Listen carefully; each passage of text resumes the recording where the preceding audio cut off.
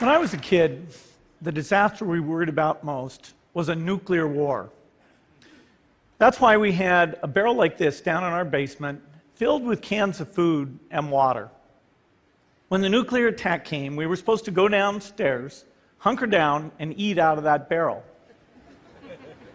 Today, the greatest risk of global catastrophe doesn't look like this. Instead, it looks like this.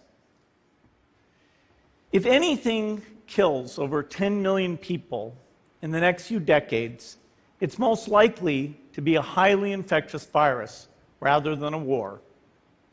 Not missiles, but microbes. Now, part of the reason for this is that we have invested a huge amount in nuclear deterrence, but we've actually invested very little in a system to stop an epidemic. We're not ready for the next epidemic. Let's look at Ebola. I'm sure all of you read about it in the newspaper. Lots of tough challenges. I followed it carefully through the case analysis tools we use to track polio eradication. And as you look at what went on, the problem wasn't that there was a system that didn't work well enough. The problem was that we didn't have a system at all. In fact, there are some pretty obvious key missing pieces. We didn't have a group of epidemiologists ready to go who would have gone, seen what the disease was, see how far it had spread. The case reports came in on paper. It was very delayed before they were put online, and they were extremely inaccurate. We didn't have a medical team ready to go. We didn't have a way of preparing people. Now, Médecins Sans Frontières did a great job orchestrating volunteers, but even so, we were far slower than we should have been getting the thousands of workers into these countries. And a large epidemic would require us to have hundreds of thousands of workers. There was no one there to look at treatment approaches, no one to look at the diagnostics, no one to figure out what tools should be used. As an example, we could have taken the blood of survivors, processed it, and put that plasma back in people to protect them. But that was never tried.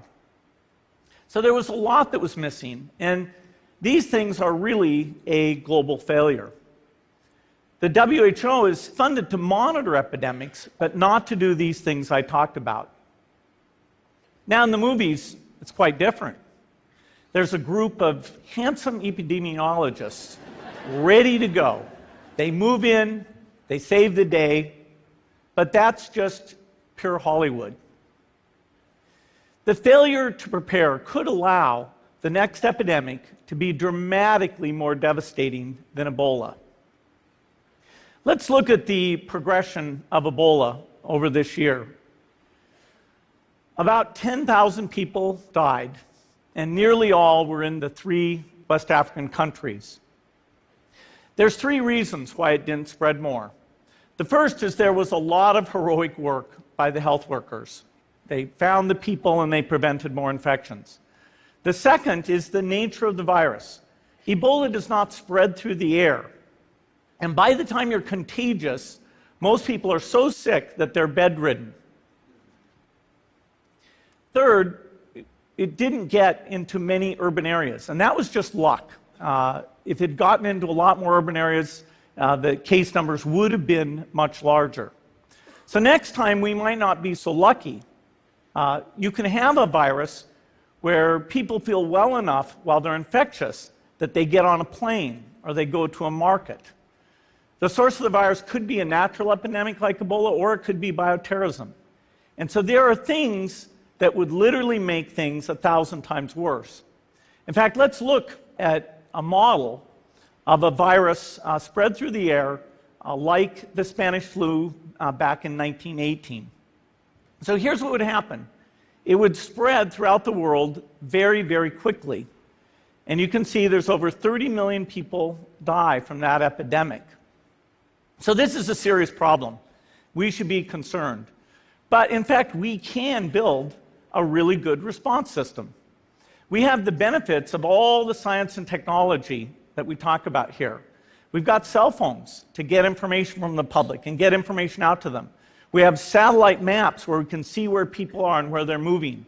We have advances in biology that should dramatically change the turnaround time to look at a pathogen and be able to make drugs and vaccines that fit for that pathogen. So we can have tools, but those tools need to be put into an overall global health system, and we need preparedness. The best lessons, I think, on how to get prepared are, again, what we do for war. For soldiers, we have full-time waiting to go. We have reserves that can scale us up to large numbers. NATO has a mobile unit that can deploy very rapidly. NATO does a lot of war games to check, are people well trained? Do they understand about fuel and logistics and the same radio frequencies? So they are absolutely ready to go. So those are the kinds of things we need to deal with an epidemic. What are the key pieces? First is we need strong health systems in poor countries. That's where mothers can give birth safely, kids can get all their vaccines, but also where we'll see the outbreak very early on. We need a medical reserve corps, lots of people who've got the training and background who are ready to go with the expertise. And then we need to pair those medical people with the military, taking advantage of the military's ability to move fast, do logistics, and secure areas. We need to do simulations, germ games, not war games, so that we see where the holes are. The last time a germ game was done in the United States was back in 2001, and it didn't go so well. So far, the score is germs 1, people 0. Finally, we need lots of advanced R&D in areas of vaccines and diagnostics. There are some big breakthroughs, like adeno-associated virus, that could work very, very quickly. Now, I don't have an exact budget for what this would cost, but I'm quite sure it's very modest compared to the potential harm. The World Bank estimates that if we have a worldwide flu epidemic, global wealth will go down by over $3 trillion, and we'd have millions and millions of deaths. These investments offer significant benefits beyond just being ready for the epidemic. The primary health care, the R&D, those things would reduce global health equity and make the world more just as well as more safe. So I think this should absolutely be a priority. There's no need to panic. We don't have to hoard cans of spaghetti or go down into the basement. But we need to get going because time is not on our side. In fact, if there's one positive thing that can come out of the Ebola epidemic, it's that it can serve as an early warning, a wake-up call to get ready. If we start now, we can be ready for the next epidemic. Thank you.